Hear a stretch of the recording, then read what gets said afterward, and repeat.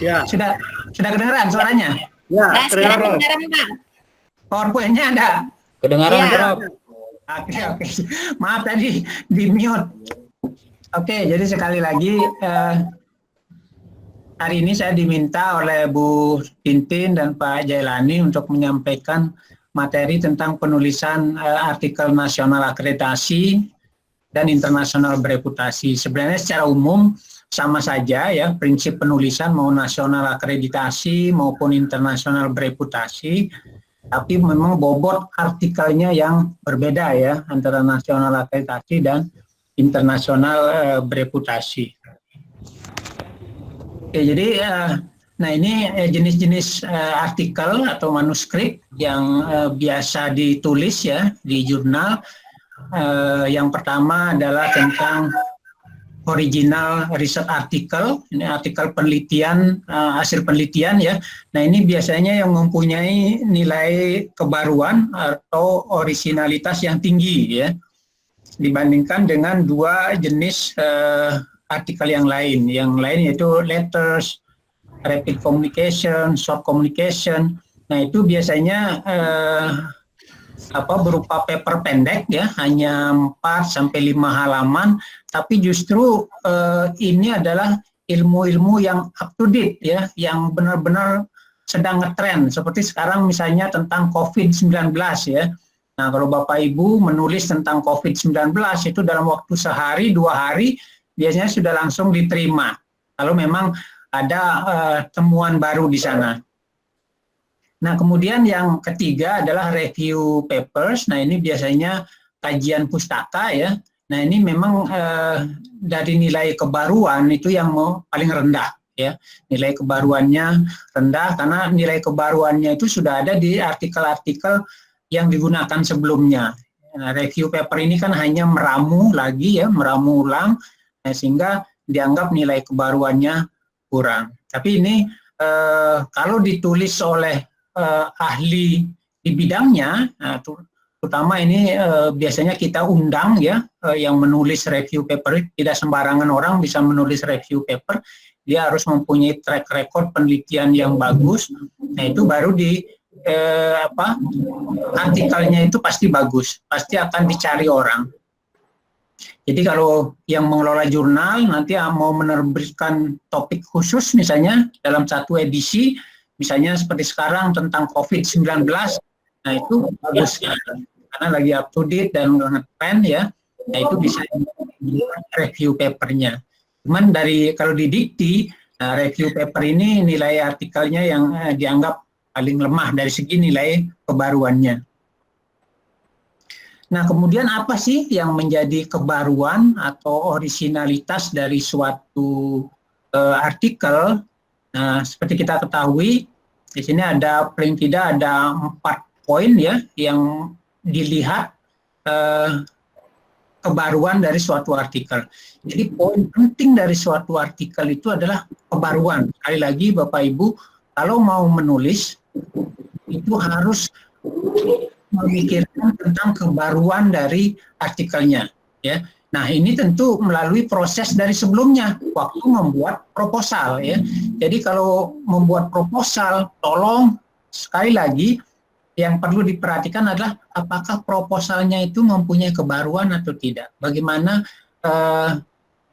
keadaan atau kondisi keilmuan di bidang yang Bapak Ibu sedang teliti sekarang dibandingkan dengan yang sebelumnya. Nah, itu harus ada perbedaannya dan harus ada kebaruannya. Nah, di sini kebaruan itu bisa berupa teori yang baru, misalnya kita mau menemukan teori yang baru, menemukan fakta yang baru, misalnya observasi ya tentang keanekaragaman hayati, misalnya itu kan fakta baru ya.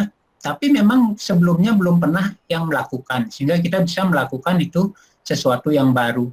Atau kita menghasilkan barang baru, ya obat baru atau apa yang berbeda dengan sebelumnya. Nah itu juga bisa. Kemudian kebaruan yang lain adalah metode yang baru, ya dibandingkan dengan yang sebelumnya. Ya metode ini harus lebih baik, lebih murah, lebih cepat. Nah itu sehingga bisa dikatakan baru dan lebih baik dari yang sebelumnya. Kemudian new application, jadi penerapan baru, misalnya pupuk, bagaimana menerapkan pupuk yang biasanya di untuk padi, misalnya dipupuk 3-4 kali setahun, ini supaya dalam sekali panen ya. Nah ini supaya sekali saja. Nah itu new application, bisa seperti itu. Kemudian kita juga bisa membuat kebaruan dari menguji sesuatu yang sudah ada sekarang. Misalnya menguji teori yang sudah ada, fakta yang sudah ada, bahan yang sudah ada. Nah ini kita uji, benar nggak teori, fakta, dan bahan ini sesuai dengan yang, atau mau menguji rumusnya Einstein misalnya salah gitu lah. Nah itu bisa ya, tapi harus jelas ininya apa dasarnya. Oke, jadi, nah, publikasi ilmiah yang baik ini ditentukan oleh dua hal. Yang pertama tadi adalah kualitas artikelnya. Jadi tadi artikel ini kan ujung dari suatu proses penelitian yang panjang. Jadi mulai dari mendesain penelitian, membuat proposal tadi itu yang harus baik ya. Jadi kalau proposalnya bagus, berarti kita bisa menulis artikel yang baik ya. Nah kemudian kalau kita punya artikel yang baik, kita juga harus memilih jurnal yang baik, tempat publikasi. Jadi kombinasi artikel yang baik dengan jurnal yang baik ini akan menghasilkan publikasi ilmiah yang baik. Nah apa ciri dari publikasi ilmiah yang baik? Adalah bahwa artikel kita itu banyak yang membaca, banyak yang mensitasi. Itulah tolok ukur dari suatu artikel yang baik ya. Jadi kalau kita menulis di suatu jurnal tidak ada yang membaca, tidak ada yang mensitasi, nah itu diragukan ininya apa kebaruannya ya. Biasanya kalau sesuatu yang baru pasti akan dicari oleh penulis lain, akan disitasi dan minimal dibaca ya. Nah kemudian ini adalah beberapa persiapan yang perlu dilakukan sebelum menulis artikel. Yang pertama adalah siapkan pustaka acuan yang relevan dalam jumlah yang cukup ya. Jadi sebanyak-banyaknya pustaka acuan itu dikumpulkan ya, apalagi sekarang dengan elektronik gampang sekali mendapatkan referensi ya.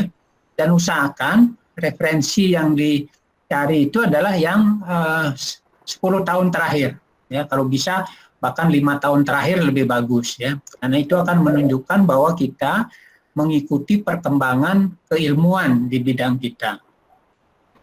Nah kemudian yang kedua, cari dan tentukan jurnal yang dituju, karena setiap jurnal itu mempunyai gaya selingkung yang berbeda.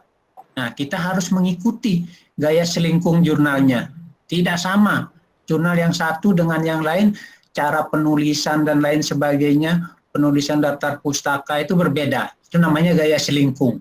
Nah, kalau Bapak Ibu mau mencari jurnal nasional yang sudah terindeks di Sinta, nah ini bisa dicari di websitenya Sinta ya.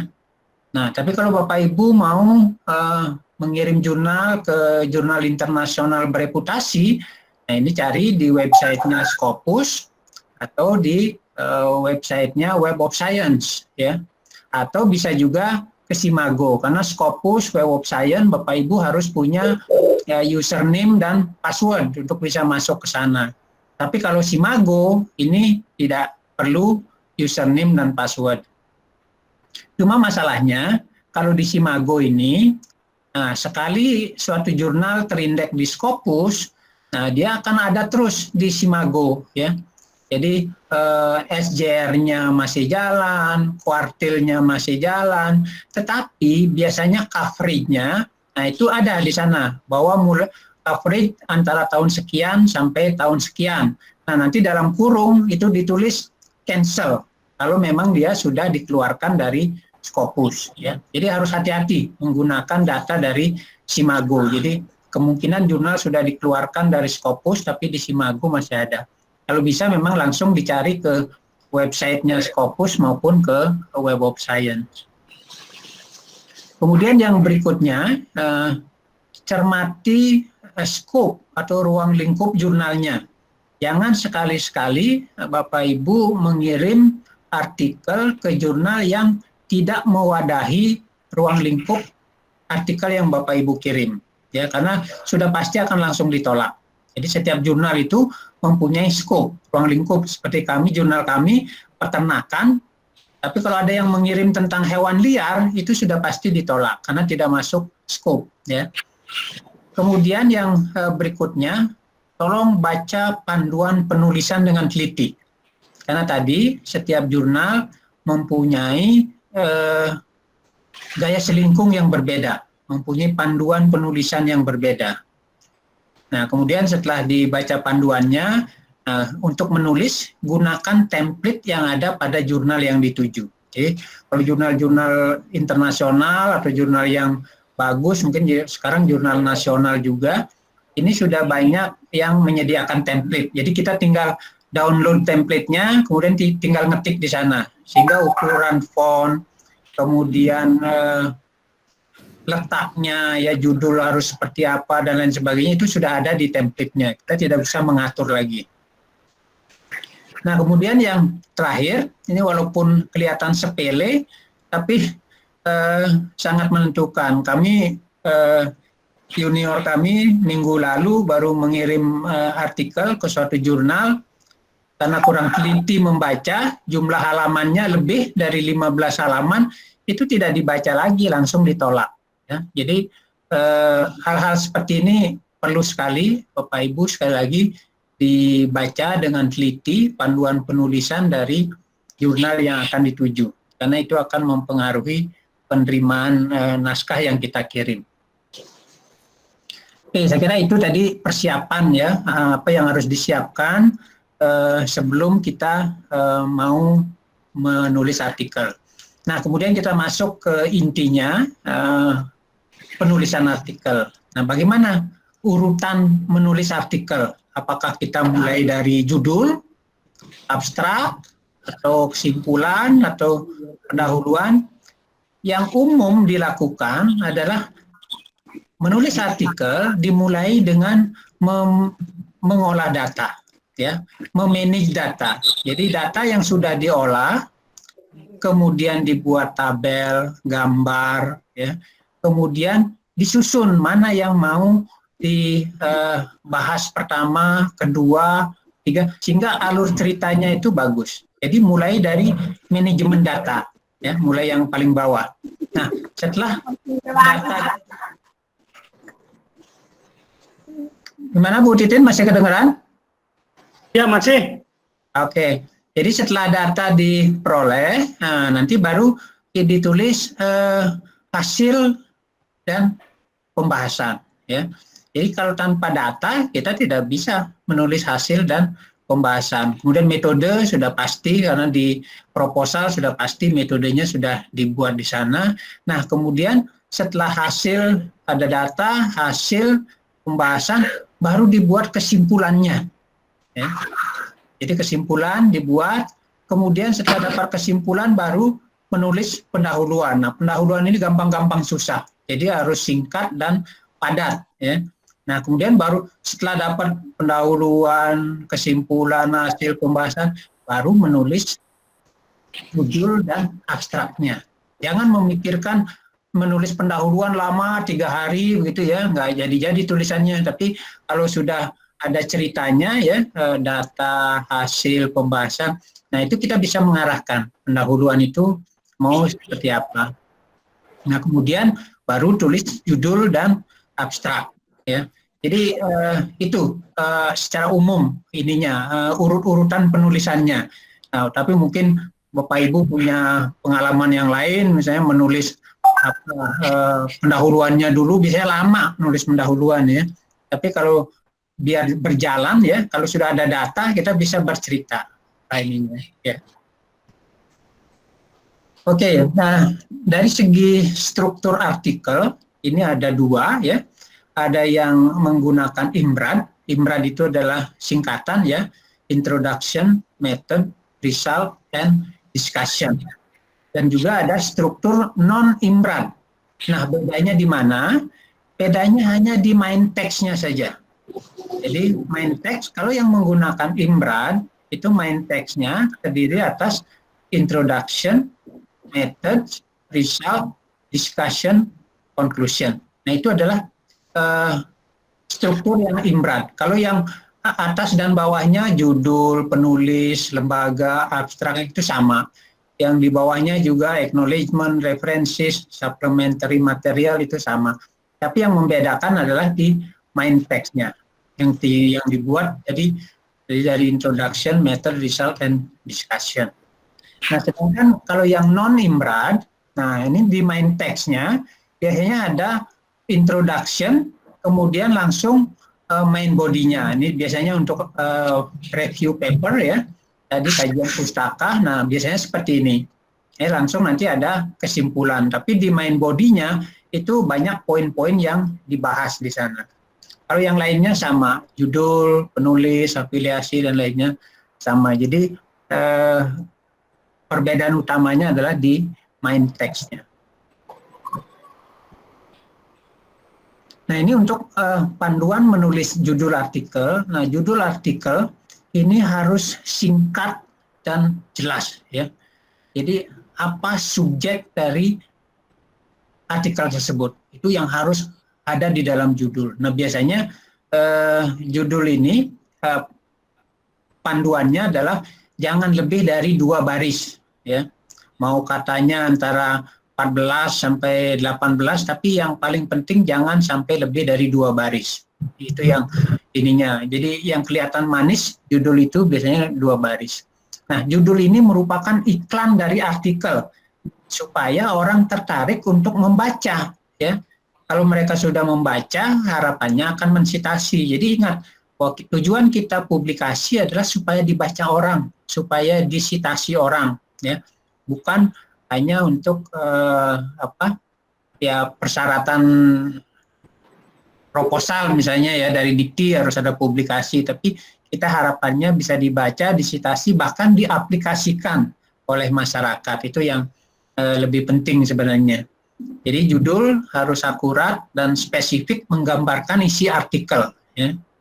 Jadi di dalam judul ini hindari penggunaan singkatan atau akronim ya.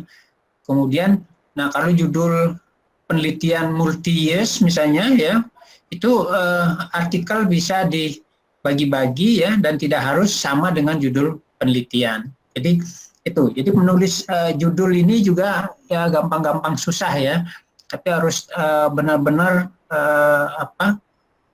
memuat, meng-highlight apa inti dari atau finding dari penelitian kita. Jangan terkesan seperti membuat laporan kerja atau proses, seperti misalnya judulnya proses pembuatan pupuk kompos. Nah itu kurang ininya ya. Jadi itu sebenarnya lebih ke laporan daripada ke judul artikel. Kemudian yang berikutnya setelah judul, nah di bawahnya kan ada nama penulis dan lembaga ya. Jadi kalau nama penulis secara internasional itu tidak menggunakan gelar, jabatan ya. Tidak, biasanya kan ditulis dosen di ini atau mahasiswa, ini itu seharusnya tidak perlu. Gelar juga tidak perlu ya. Nah, biasanya nama itu ada, kalau yang umum kan yang mempunyai family name itu kan ada 3 biasanya ya. Nama depan, nama tengah, nama belakang. Seperti saya misalnya Komang Gede Wiryawan. Nah ini, tapi kebanyakan orang Indonesia punya nama cuma satu aja ya, Soekarno, Soeharto. Jadi cara penulisannya jadi agak susah ya, karena biasanya yang bisa dideteksi di metadata itu minimal namanya harusnya 2 ya. Jadi ada first name dan last name. Nah ini sekali lagi penulisan nama ini tolong dilihat panduan penulisan dari jurnalnya. Karena masing-masing jurnal berbeda. Ada yang menulis lengkap semuanya ya.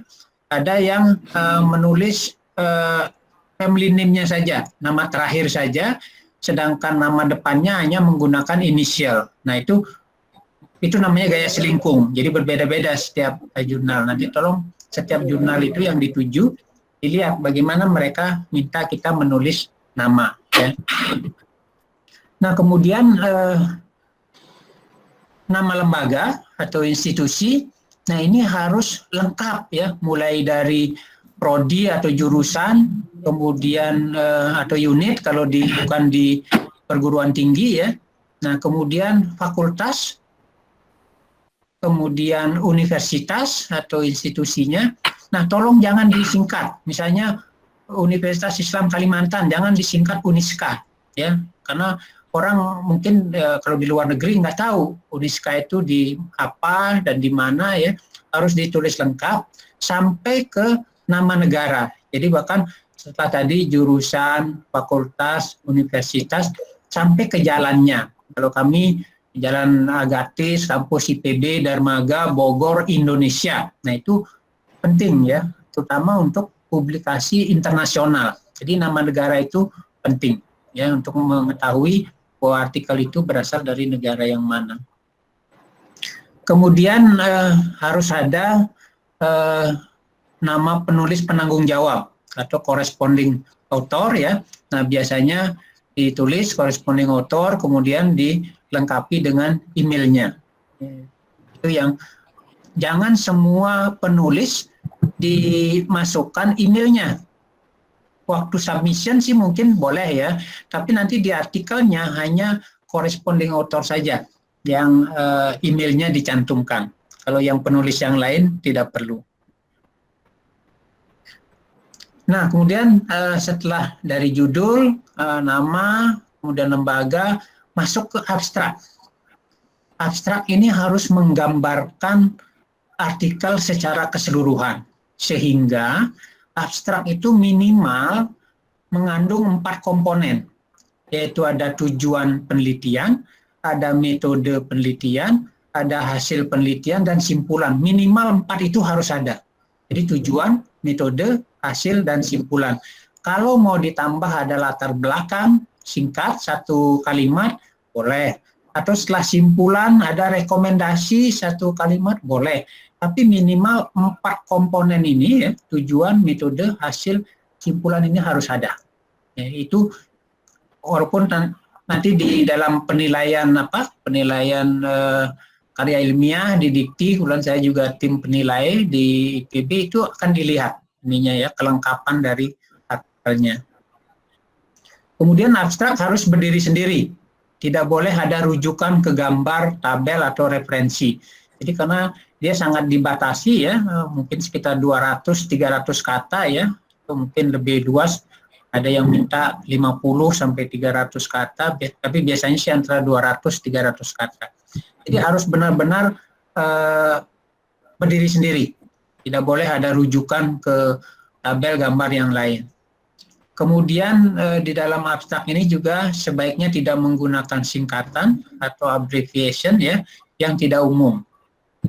Jadi harus menggunakan kata-kata yang singkat, jelas, spesifik, dan akurat. Jadi abstrak ini orang akan tertarik membaca artikel kita kalau kita bisa menyajikan abstrak dengan baik. Ya. Nah, abstrak ini ada 2 cara penulisan ya. Ini ada namanya abstrak terstruktur. Nah, kalau abstrak terstruktur ini ditulis tujuan, metode, hasil, kesimpulan. Ini namanya abstrak yang terstruktur. Purpose, this study was conducted, nah itu tujuan. Method, jadi tapi ini sekali lagi tergantung dari gaya selingkung jurnalnya, akan berbeda-beda ya. Dan ini adalah yang abstrak yang tidak terstruktur. Jadi abstrak dibuat dalam 1 paragraf, Bapak Ibu ya. Jangan nanti dibuat tujuan 1 paragraf, metode 1 paragraf. Kalau yang tidak terstruktur itu harus dibuat dalam 1 paragraf. Jadi seperti di sini misalnya yang di warna orange ini, nah, an in vitro experiment was conducted to evaluate. Ini adalah tujuannya. Nah, kemudian rice straw was incubated with ruminal mixture. Ini adalah metodenya, ya, yang warna hitam. Kemudian methyl cellulose at the level of ini decrease, ini hasilnya. Jadi tidak perlu ditulis tujuan, metode, hasil, tapi sudah mencerminkan bahwa ini adalah tujuan, ini adalah metode, ini adalah hasil. Nah, kemudian ada kesimpulan. Current data clearly indicated that the attachment of triester was inhibited by methyl cellulose. Nah, ini adalah kesimpulannya. Jadi memuat minimal 4 komponen ini harus ada di dalam abstrak, ya. Oke, nah setelah abstrak, biasanya di bawah abstrak ada kata kunci, ya. Jadi gunakan kata-kata atau frase, ya. Jadi tidak harus kata tunggal, tapi juga beberapa kata dalam bentuk frase itu bisa dibuat sebagai kata kunci. Nah, biasanya dibatasi sekitar 3-5 kata kunci, ya, yang benar-benar kuat merujuk ke artikel kita. Nah, waktu kita membuat kata kunci, ini yang perlu diperhatikan adalah bagaimana kata kunci itu bisa mengarahkan pembaca ke artikel kita. Nah, kita bisa coba-coba sebenarnya, misalnya menulis kata kunci pertumbuhan misalnya. Begitu di Google, ya, di search pertumbuhan, itu bisa jutaan artikel keluarnya, ya, ratusan ribu artikel. Berarti itu tidak spesifik, ya.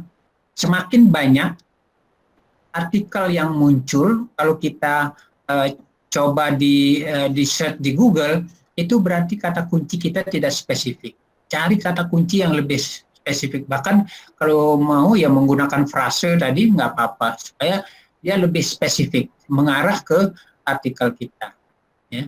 Nah, kemudian yang lain lagi, tolong diperhatikan tanda pemisah antar kata atau frase. Apakah menggunakan titik koma atau koma, ya. Nah, ini juga gaya selingkung, ya. Tapi yang umum biasanya menggunakan titik koma antar satu kata dengan kata yang lain. Nah, jangan di dalam kata kunci juga sebaiknya tidak menggunakan tingkatan yang tidak umum, ya. Kalau yang sudah umum, misalnya DNA gitu, ya.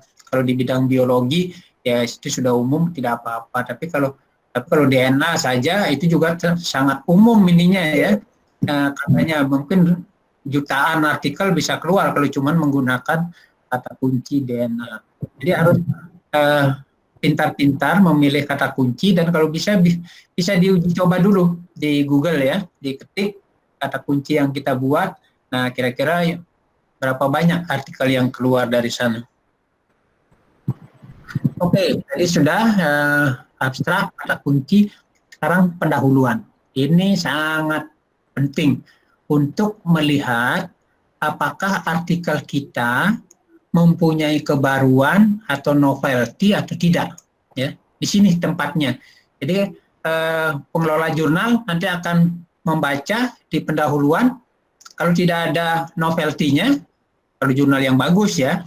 Kalau jurnal yang nasional akreditasi mungkin belum melihat ke arah novelty-nya. Tapi kalau jurnal-jurnal internasional, yang paling pertama dinilai adalah kebaruannya, novelty-nya ini. Nah, apa yang harus ada di dalam pendahuluan ini? Yang pertama tentu harus ada masalah yang mau dipecahkan, ya. Apa sih masalahnya? Penelitian itu kan memecahkan masalah, ya, bukan mencari masalah. Nah, setelah kita tahu masalahnya, kemudian apa yang sudah dilakukan orang lain sebelumnya. Ini adalah state of the art dari penelitian sebelumnya. Nah, ini adalah kajian literatur yang berkaitan dengan artikel yang akan kita tulis. Ya, ini namanya state of the art.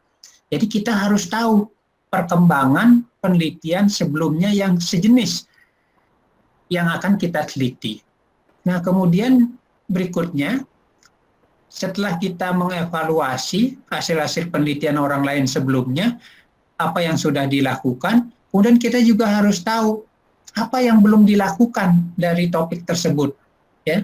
Nah, inilah yang disebut dengan gap analysis, ya. Dari yang belum dilakukan itu, itulah yang mau kita lakukan. Harusnya seperti itu pemikiran di pendahuluan. Jadi ada permasalahan, ada kajian penelitian orang lain sebelumnya, kemudian apa yang sudah selesai dilakukan dan apa yang belum selesai, yang belum banyak dilakukan. Nah, itu yang akan kita lakukan, yang kita akan laporkan di dalam artikel kita. Nah, baru nanti di akhir dari pendahuluan itu adalah tujuan penelitian. Nah, banyak yang saya lihat di bagian pendahuluan ini, misalnya orang mengatakan, oh jagung bagus digunakan sebagai pakan ternak misalnya karena mengandung protein ini, sehingga kami ingin melakukan penelitian tentang jagung. Bukan begitu ya, itu tidak benar. Tapi harusnya apa penelitian sebelumnya yang sudah dilakukan tentang dengan menggunakan jagung. Kelebihannya apa, kelemahannya, apa yang belum dilakukan orang lain dan yang mau kita lakukan. Nah, itu adalah kebaruan dari penelitian kita. Ya. Jadi boleh ada latar belakang umum, boleh ada satu paragraf misalnya ya, sebelum tadi state of the art ini boleh. Nah, di dalam penulisan state of the art atau mengkaji tadi literatur-literatur yang mirip ya dengan penelitian kita. Nah, ini usahakan 5 sampai 10 literatur ya yang mutakhir ya dari jurnal yang bagus. Nah, itu dikaji. Ini untuk membuat state of the art penelitian yang bagus ya. Nah, kemudian ditulis dalam 2-3 paragraf ya. Nah, tapi sebaiknya tidak dikupas satu persatu papernya, tapi satu kelompok paper misalnya dengan penelitian sejenis, nah itu kita simpulkan dalam satu paragraf. Beberapa paper nanti dalam satu paragraf. Nah, itu adalah state of the art. Sangat penting untuk mengetahui apa yang sudah dilakukan orang lain sebelumnya ya. Sehingga apa yang akan kita lakukan di dalam penelitian kita itu, apa yang mau kita laporkan. Itulah novelty atau kebaruan dari suatu artikel. Nah, ini saya ulangi lagi. Jadi di dalam state of the art tadi ya, penelitian atau metode sebelumnya yang mirip ini apa? Kemudian manakah yang paling baik dan sudah beres dilakukan, sudah selesai dilakukan, sudah tidak perlu lagi dikaji lagi. Kemudian manakah yang masih lemah? Nah, ini yang tadi saya sebut gap analysisnya. Nah, inilah yang mau kita kaji untuk membuktikan untuk menambah kelemahan tadi ini supaya menjadi selesai, jadi beres ya. Nah, kemudian kalau banyak masalah ya mana yang mau diselesaikan, masalah yang masih belum tuntas ya. Nah, itu adalah di dalam pendahuluan. Jadi kalau masuk ke jurnal internasional bereputasi tidak ada statement kebaruan, perbedaan dengan penelitian-penelitian sebelumnya, itu kemungkinan besar akan ditolak. Nah, ini adalah contoh paragraf untuk gap analysis. Nah, di sini di awal mereka bercerita tentang tadi state of the art ya, penelitian-penelitian sebelumnya apa yang sudah dilakukan ya. Nah, kemudian di sini ada pernyataan bahwa there has been limited use. Nah, ini masih terbatas penelitian-penelitian yang mengarah kepada yang ini ya. Jadi ada apa yang sudah dilakukan sebelumnya yang sudah banyak, kemudian apa yang belum dikaji. Nah, sehingga kita maunya melakukan apa di sini ya, sesuai dengan informasi yang belum banyak dikaji tadi. Nah, sehingga baru nanti di ujungnya adalah ada tujuan penelitian ini. The current study aims to add. Jadi di sinilah letak kebaruannya. Dari yang belum banyak dikaji tadi. Oke, itu tadi pendahuluan. Jadi penerimaan suatu artikel itu akan sangat ditentukan dari kebaruan penelitian Bapak Ibu ya. Tapi kalau untuk jurnal nasional akreditasi, saya kira belum banyak yang melihat apakah artikel itu mempunyai kebaruan atau tidak. Yang penting mungkin metodenya sudah benar, datanya cukup, itu sudah bisa diterima. Nah, kemudian yang kedua, yang menggunakan Imran tadi adalah metode penelitian. Jadi, metode penelitian ini harus ditulis dengan detail dan rangkap, sehingga kalau orang lain mau mengulang penelitian kita, itu hasilnya seharusnya mirip atau disebut dengan reproducible, ya. Jadi semakin rinci metode yang kita tulis, itu orang lain akan mudah mengikuti dan hasilnya harusnya juga mirip, ya. Nah, kemudian kalau yang di bidang ilmu eksakta menggunakan bahan kimia ini harus ditulis lengkap, ya, sampai dengan produsennya. Misalnya Merck 99%.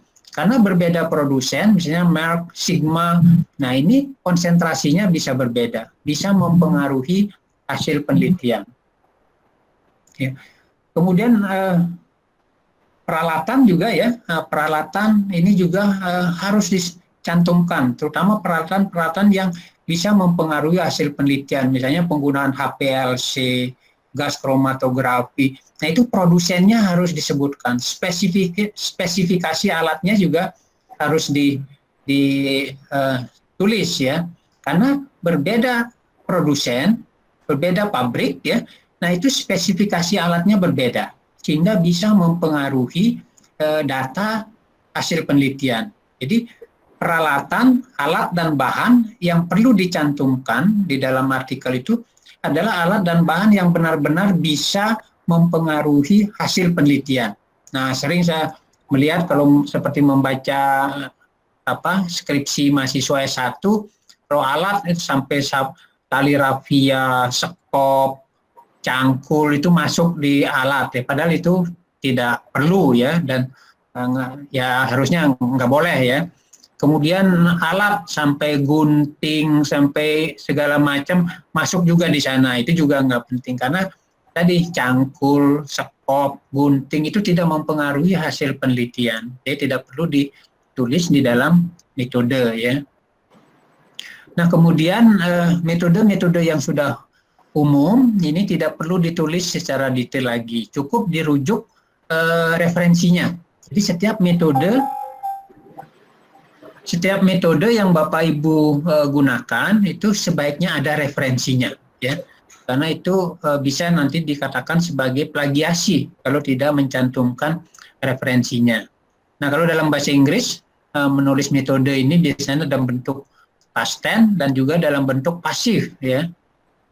Seperti air diambil, nah, bukan ambil air, bukan begitu, ya. Jadi dalam bentuk past tense dan dalam bentuk pasif, ya. Kemudian persamaan-persamaan termasuk model matematik yang digunakan ini harus ada di dalam metode penelitian sehingga orang bisa menilai validitas dari data yang kita gunakan. Oke, nah kalau kita menggunakan penelitian menggunakan responden misalnya, nah ini harus jelas partisipannya, dari segi demografinya seperti apa, jumlah respondennya berapa, alasan pemilihan respondennya kenapa. Nah, ini harus dijelaskan dengan detail, ya, ininya. Kemudian desain penelitian, desain eksperimen, ini juga prosedur penelitian, surveinya seperti apa, interviewnya, karakteristik observasi dan lain-lainnya, ini harus dibuat dengan rinci.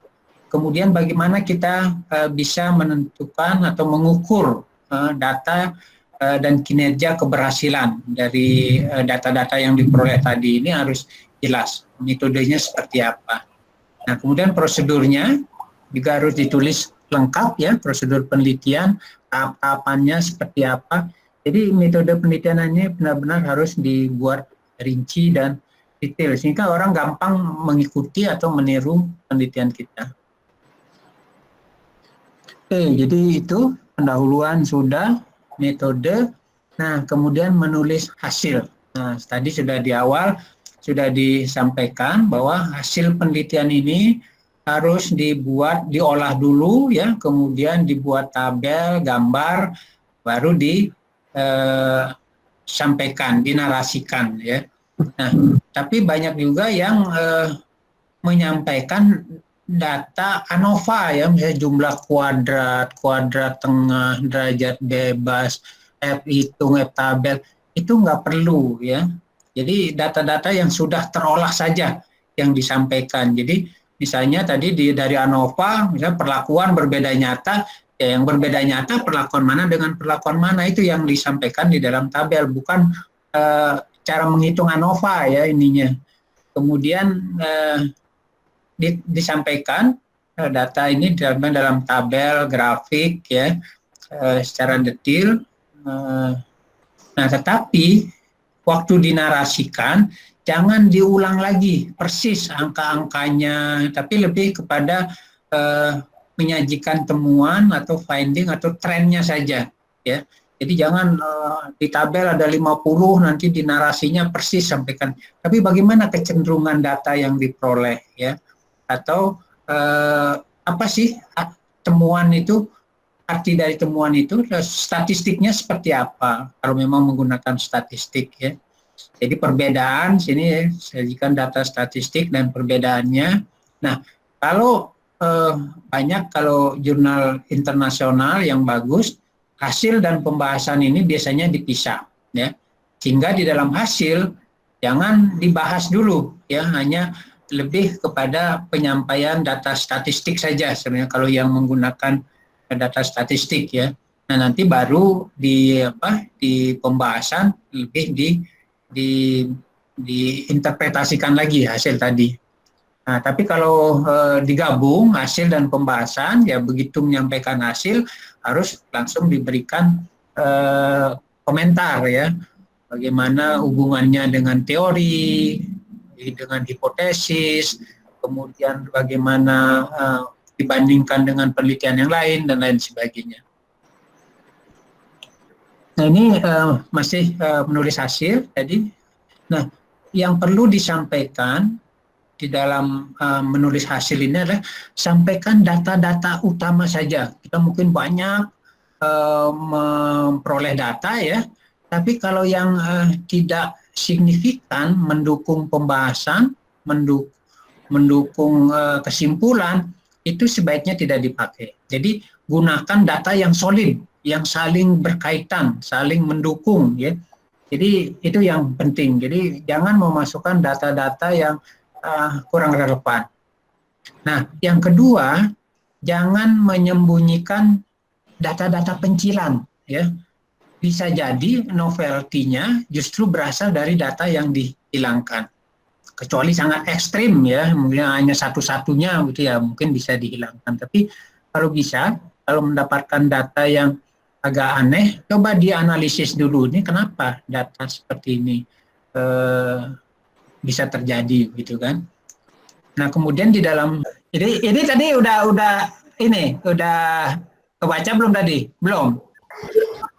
Sudah, Prof. Sudah yang ini, Prof. Sudah ya. Prof. Sudah, Jadi Prof. Sampai panduan menulis hasil, Prof. Oke, sekali lagi tadi data yang disampaikan hanya data yang utama yang mendukung pembahasan dan hipotesis ya, sehingga nanti kesimpulannya itu jelas datanya saling mendukung. Kemudian jangan menyembunyikan data-data pencilan yang kalau bisa data pencilan dievaluasi dulu kenapa seperti itu. Nah, kalau memang susah mencari jawabannya ya baru dihilangkan. Kemudian menulis narasi tabel jangan ada di bawah ini atau di atas, belum tentu nanti dia di bawah atau di atas. Oke. Nah, kemudian untuk judul tabel itu biasanya ada di atas, sedangkan kalau judul gambar ada di bawah gambar ya. Oke. Nah, ini adalah penulisan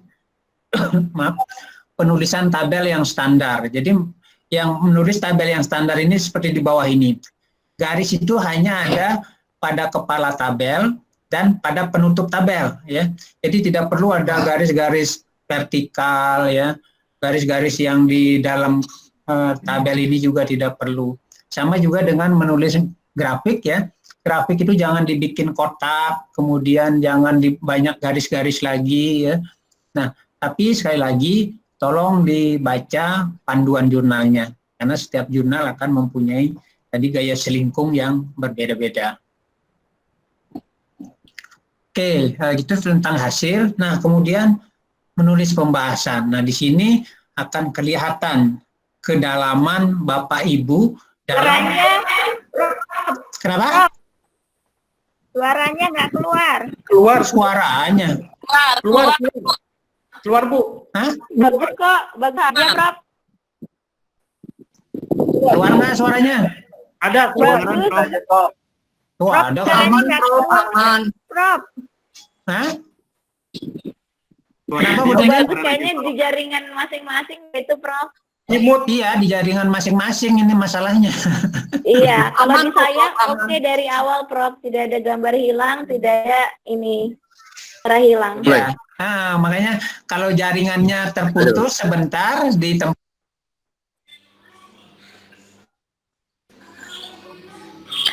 Prof, suaranya bisa Maaf, suaranya di-mute. Siapa yang ngemut? Kayaknya Prof ada yang nge-mute deh. Nah, kalau ini memang hilang suaranya, nggak ada. di-unmute lagi, Prof, suaranya, Prof. Kalau ini memang hilang suaranya, nggak ada ini Bapak Ibu. Di mute LPPM soalnya sama Prof. LPPM Unska. Dari mana?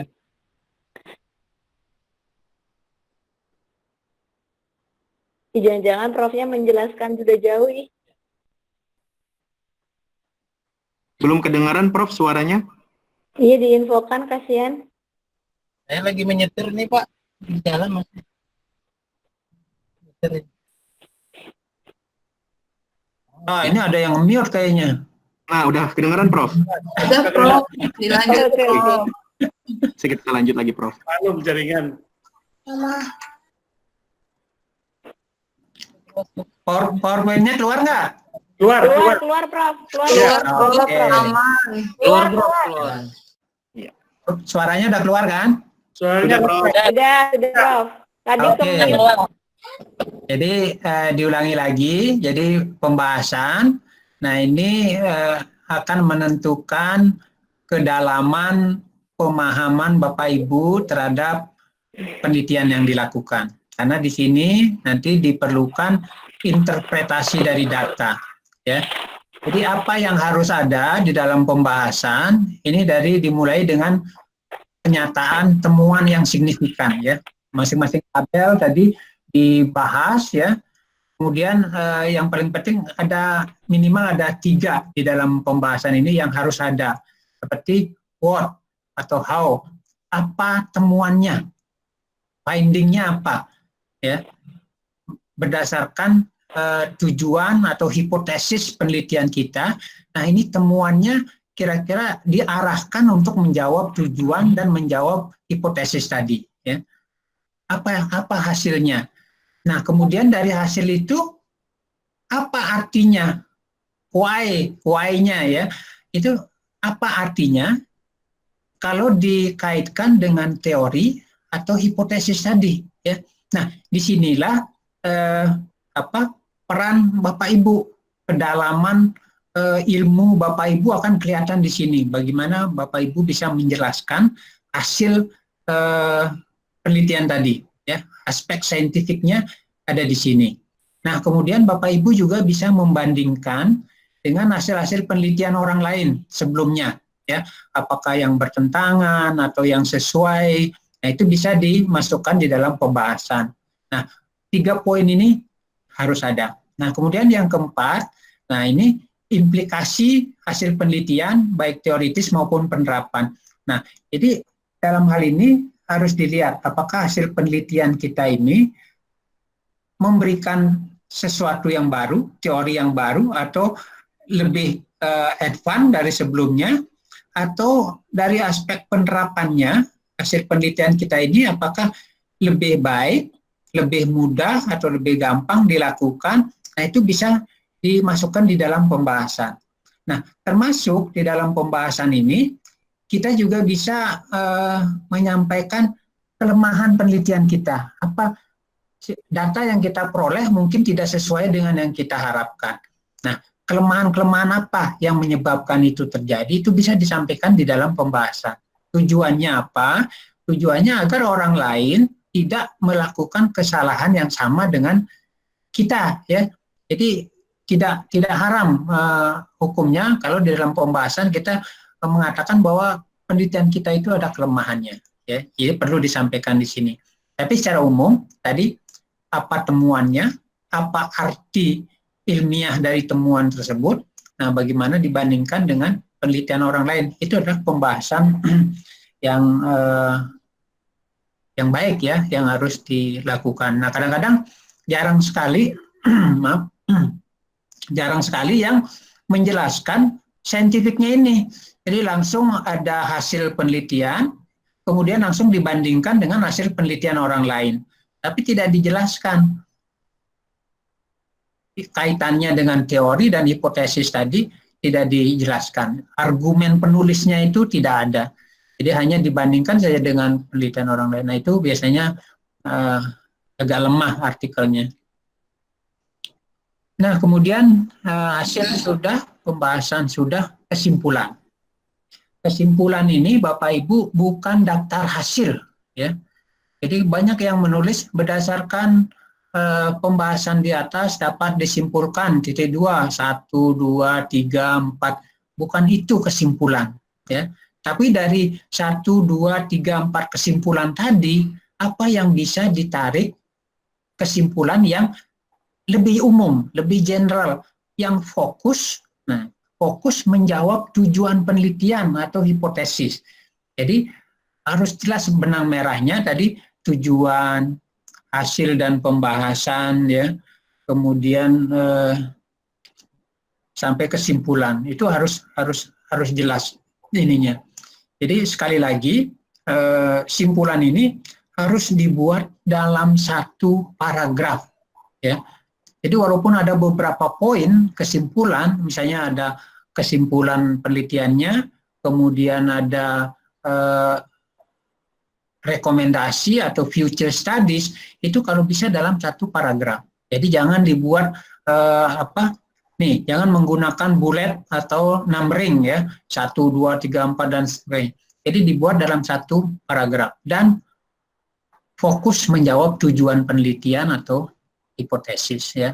Jadi di sini simpulan secara singkat dan jelas, jangan membahas lagi. Kadang-kadang di simpulan itu ada intronya lagi, ada pendahuluannya lagi, nanti ada hasil kesimpulannya dibahas lagi di dalam, itu tidak perlu, ya. Jadi harus padat dan fokus menjawab tujuan. Jadi kalau di dalam simpulan tadi misalnya ada implikasi atau aplikasi praktisnya, boleh, ya, tapi dibuat dalam satu paragraf saja. Nah, ini adalah contoh simpulan, ya. In summary, we have demonstrated that the Mercapto bla bla bla possess favorable solubility. Nah, ini menunjukkan bahwa hasil penelitian ini itu lebih baik dari obat yang sudah ada sebelumnya, ya, dari segi kelarutannya, dari segi kemampuan berikatan dengan lemak, permeability, penyerapannya di usus halus, ya. Nah, itu menunjukkan bahwa obat yang dihasilkan lebih baik dari yang sebelumnya. Nah, walaupun kalimat kedua ini sebenarnya masih berasumsi, ya, ini sebenarnya tidak perlu. Based on this finding, we assume that these compounds could sufficiently. Nah, ini kan asumsi, ya. Nah, tapi yang ketiga, nah ini penting. However, further studies are needed in order to determine the pharmacokinetic disposition. Nah, bagaimana setelah dia diserap ke dalam tubuh, bagaimana disposisi obat ini. Nah, itu adalah simpulan yang satu paragraf, tapi padat, ya, isinya. Oke, nah kemudian setelah kesimpulan, ini ada ucapan terima kasih. Jadi semua orang atau lembaga yang terlibat dalam penelitian, tetapi tidak layak sebagai anggota penulis, itu harus diberikan ucapan terima kasih. Seperti misalnya penyandang dana, ya. Nah, kalau didikti wajib itu mencantumkan bahkan sampai nomor kontraknya, ya, nomor kontrak penelitian. Nah, ini sangat penting sekali, apalagi kalau Bapak Ibu punya penelitian kerjasama antar perguruan tinggi atau dengan luar negeri, itu nilai bobot ilmiahnya itu sangat tinggi. Jurnal biasanya senang menerima artikel dari penelitian kerjasama, ya, kerjasama penelitian dengan lembaga lain, apalagi dengan lembaga luar negeri. Kemudian lab yang membantu atau yang memberikan sarana atau memberikan materi ya, bahan-bahan misalnya, nah itu perlu ada ucapan terima kasih. Pengambil dan pengolah data ya tadi untuk responden misalnya ya mengambil yang membantu mengambil data tapi dia tidak bisa sebagai penulis, nah itu diucapkan terima kasih ya. Laboran ya, tukang ketik, kemudian yang membaca artikel kita, nah itu semuanya harus diberi ucapan terima kasih. Tetapi kalau mahasiswa yang publikasi ada nama dosen pembimbingnya di sana, ya tidak perlu diucapkan terima kasih kepada pembimbingnya ya, karena pembimbingnya sudah sebagai penulis di sana. Oke, jadi itu acknowledgement. Kemudian, nah ini panduan penulisan daftar pustaka. Tadi sudah saya sampaikan di depan, rujuklah pustaka-pustaka utama saja yang sangat relevan dengan hasil penelitian kita. Nah, kalau bisa, acuan primer, nah ini 80% ya. Kalau yang akreditasi nasional, ini karena akan dinilai untuk penilaian akreditasi ya. Jadi kalau acuan primernya kurang dari 80%, nah nilainya biasanya akan kurang. Sama juga dengan jurnal internasional, bahkan ya kalau bisa hampir semua berasal dari jurnal ya. Jadi acuan primer itu adalah jurnal ya, kemudian proceeding, tapi yang proceeding yang bagus, disertasi, kemudian buku dari hasil penelitian ya. Tapi kalau buku bunga rampai itu bukan acuan primer. Tapi kalau benar-benar hasil penelitian, buku bisa dikatakan sebagai acuan primer di sini ya, jurnal ilmiah, artikel di buku dari hasil penelitian. Nah, kalau yang dari ilmu sejarah, situs sejarah, artefak, ini yang berupa karya asli ya. Nah, ini bisa digunakan sebagai atau disebut sebagai sumber acuan primer ya. Kalau di jurnal kami sebenarnya yang proceeding, kemudian skripsi, tesis, bahkan disertasi juga tidak kami terima sebagai daftar pustaka ya. Karena kalau dari proceeding itu kan evaluasinya lemah ya, berbeda dengan jurnal ilmiah. Jadi itu benar-benar proses reviewnya ketat gitu ya. Nah, kemudian daftar pustaka juga sebaiknya publikasi ilmiah dalam 10 tahun terakhir. Kalau bisa bahkan tadi dalam 5 tahun terakhir ya, untuk bidang ilmu-ilmu tertentu misalnya kedokteran ya, IT. Nah, itu biasanya mintanya bahkan 5 tahun terakhir.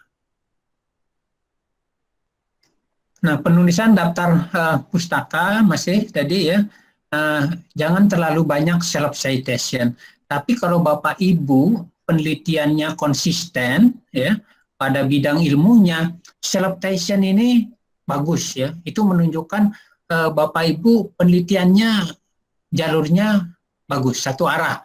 Jadi bukan kutu loncat ya. Hari ini penelitian A, tahun depan penelitian B, tahun depan. Nah, itu nanti kita tidak bisa mensitasi karya kita sendiri karena hubungannya tidak ada. Tapi kalau kita satu jalur konsisten melakukan self citation ini harus dilakukan. Cuman yang perlu diperhatikan jangan lebih dari 20% ya untuk self citation. Karena di 15 sampai 20% ya. Jadi kalau ada 10 pustaka ya maksimum 2 pustaka bisa dari publikasi kita sendiri ya. Jadi jangan terlalu banyak juga, tapi penting bahwa kita harus mensitasi artikel kita sendiri. Jangan terlalu banyak referensi, terutama yang tidak berkaitan ya. Kemudian hindari terlalu banyak mensitasi referensi dari daerah sendiri. Kalau bisa dari jurnal-jurnal internasional ini akan lebih bagus ya. Kemudian ini untuk menyenangkan pengelola jurnal boleh juga nih, sebaiknya mensitasi beberapa artikel dari jurnal ilmiah yang akan kita tuju untuk submit artikel ya. Nah, biasanya mereka akan senang tuh kalau jurnalnya disitasi. Kemudian, nah ini yang paling penting ya, gaya selingkung lagi. Jadi tolong dibaca panduan penulisan bagaimana cara mensitasi, bagaimana membuat daftar pustaka ya, karena ini berbeda-beda. Nah, secara umum bagaimana menulis daftar pustaka atau melakukan sitasi. Nah, ini ada dua ya, walaupun nanti apakah menggunakan aplikasi Mendeley, EndNote, tapi basisnya itu sebenarnya ada dua ini. Apakah kita menggunakan style dari Harvard atau Vancouver.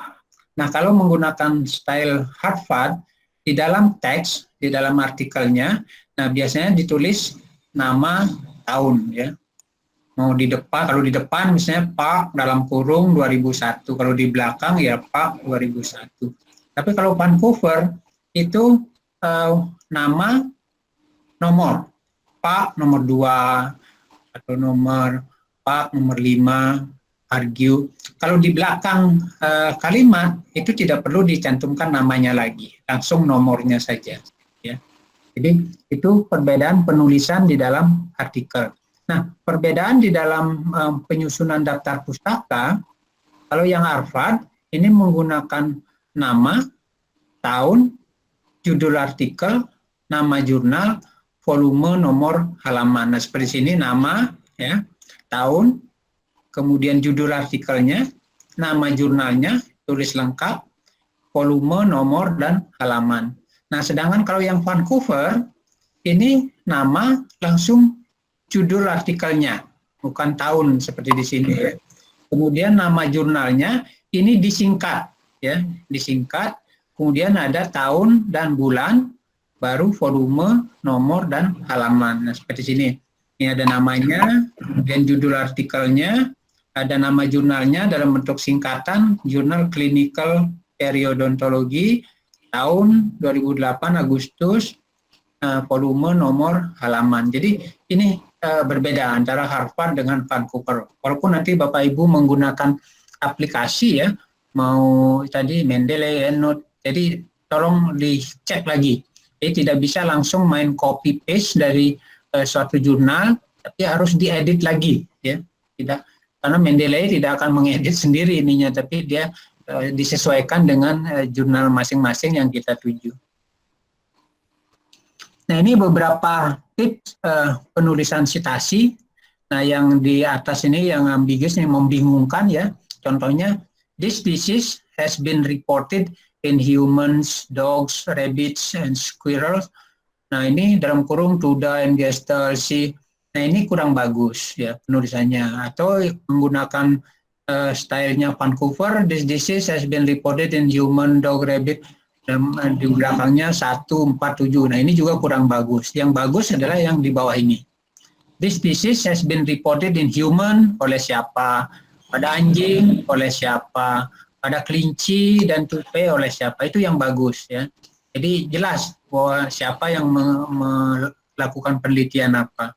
Atau menggunakan Vancouver, nomornya juga berbeda-beda. Pada human, pada manusia, pada anjing, pada kelinci. Jadi ini yang bagus. Ini penulisan di dalam artikelnya ya. Hal-hal lain sesuai kebutuhan jurnal, nah, walaupun tidak semua jurnal mensyaratkan, tapi sebagian besar jurnal sekarang sudah mulai melakukan ini. Pertama adalah pernyataan konflik of interest ya. Nah, tujuannya apa? Tujuannya adalah jangan sampai nanti jurnal disalahkan. Kalau artikel Bapak Ibu yang dikirim itu ternyata ada benturan kepentingan dengan yang lain, dengan penyandang dana atau penulis yang lain yang tidak dimasukkan di sana. Nah, sehingga harus ada pernyataan konflik of interest. Setelah kesimpulan, nah itu ada subheading ya, kalau di jurnal kami itu ada konflik of interest. Bahwa materi yang dipublikasikan itu tidak ada konflik of interest dengan penyandang dana, dengan institusi lain, dan lain sebagainya. Nah, kemudian sekarang jurnal juga banyak yang meminta pernyataan atau penjelasan apa peran dari masing-masing penulis. Misalnya ada 3 orang penulis, penulis pertama kontribusinya apa, penulis kedua kontribusinya. Itu ada setelah kesimpulan setelah konflik of interest itu diminta contribution of authors. Nah, itu harus dijelaskan. Oh, misalnya yang satu tugasnya mengambil data atau menganalisis data atau menulis. Nah, itu harus disebutkan masing-masing penulisnya. Kemudian yang berikutnya, kalau kita menggunakan hewan atau manusia sebagai objek penelitian, nah ini harus ada ethical clearance. Nah, ini dilakukan kalau di IPB itu dilakukan sebelum penelitian dilakukan, ya. Jadi mahasiswa harus presentasi di depan komisi etik, ya, untuk hewan dan manusia. Nah, kalau nanti dalam penelitian itu akan menyebabkan hewan atau manusia ini terganggu peri kemanusiaan dan peri kebinatangannya, nah itu harus didampingi oleh dokter hewan maupun dokter manusia, bagaimana agar hewan dan manusia ini sesedikit mungkin mengalami kesakitan dalam kita melakukan penelitian. Nah, ini ada suratnya nanti. Nah, ini banyak yang diminta sekarang oleh jurnal-jurnal internasional. Kita harus melampirkan surat dan ethical clearance tentang hewan dan manusia, ya. Kemudian ada formulir pengalihan hak cipta atau copyright transfer agreement. Walaupun kalau jurnal-jurnal yang terdaftar di DOAJ, mereka tidak mau ada transfer agreement ini. Jadi copyright itu tetap ada pada penulis, tidak bisa ditransfer ke jurnalnya, karena yang punya hak cipta itu adalah penulis, itu DOAJ, ya. Walaupun ya dari pihak jurnal banyak yang komplain, ya, karena kalau kita tidak diberikan hak cipta, pengalihan hak cipta, kita tidak bisa mendistribusikan artikelnya. Jadi nanti bisa dikomplain juga kalau banyak yang menggunakan artikel tersebut, tapi hak ciptanya kita tidak punya, ya. Nah, kemudian yang lain lagi, kalau di jurnal kami juga ada pernyataan bebas plagiasi, ya, bahwa data yang dipublikasikan belum pernah dipublikasikan sebelumnya, dan artikel itu sudah dilakukan pengecekan untuk similarity index-nya, ya, apakah dengan Turnitin, dengan aplikasi yang lain. Nah, itu harus ada, ya. Kalau tidak, nanti kalau ditemukan adanya plagiasi, Bapak Ibu, apalagi sampai ada duplikasi publikasi, ya, yang sebelumnya sudah dipublikasi terus dipublikasikan lagi. Kalau di jurnal internasional, Bapak Ibu bisa di ban, di blacklist seumur hidup kalau memang ada indikasi seperti itu, ya. Oke, saya kira itu materi dari saya. Kalau memang masih ada hal-hal yang ingin didiskusikan, silahkan. Jadi kita